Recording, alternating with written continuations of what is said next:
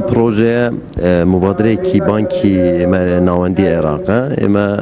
به هماهنگی لگل مرکز مجتمع مدنی لبغداد هماهنگی مان هي لگل مرکز اما لهرمی کردستان دتوانی فورم دابل بکن فورمی پیدانی قرض بو سه جوری قرضمان هي لمبادره که سه جور قرض گرفته مامنا بچوک و مامنا دو گوره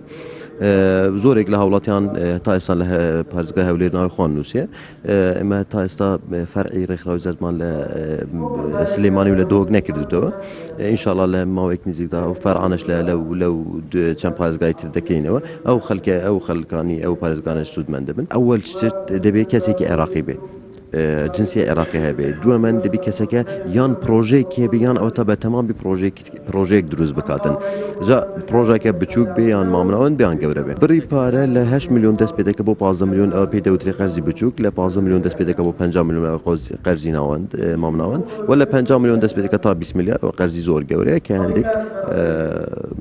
رسميات و اجازات حكومه شتي دا بكوا